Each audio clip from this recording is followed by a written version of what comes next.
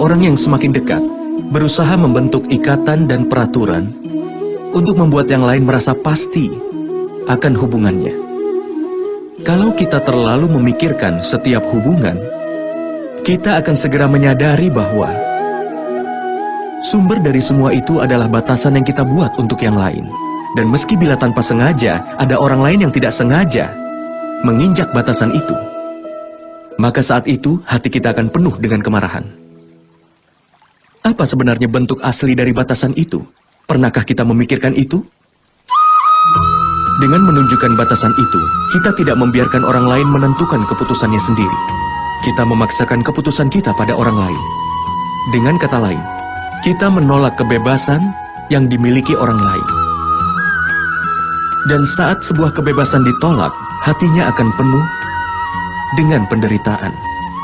Dan saat dia menghancurkan batasan itu, hati kita akan penuh dengan kemurkaan. Bukankah itu yang selalu terjadi?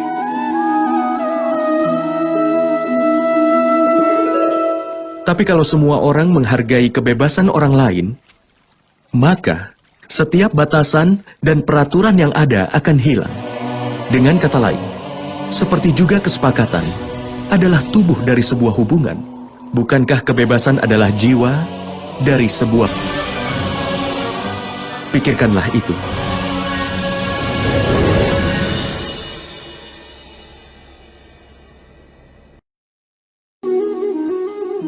Di dunia ini, setiap orang punya kelemahannya sendiri dibandingkan yang lain.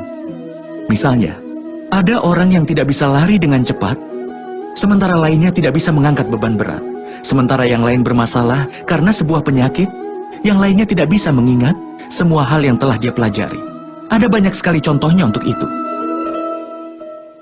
Apakah kau mengenal seseorang yang memiliki segalanya?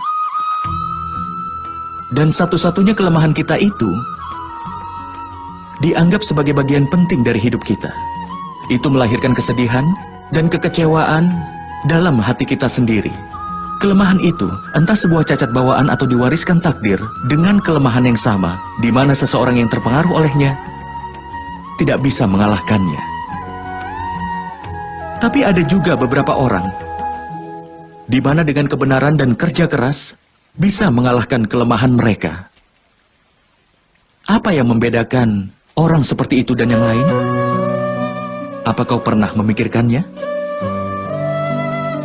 Ada jawaban yang sederhana untuk itu.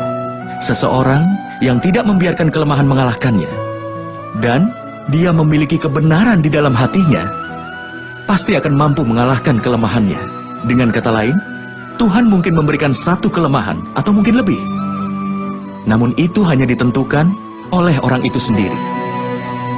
Pikirkanlah itu.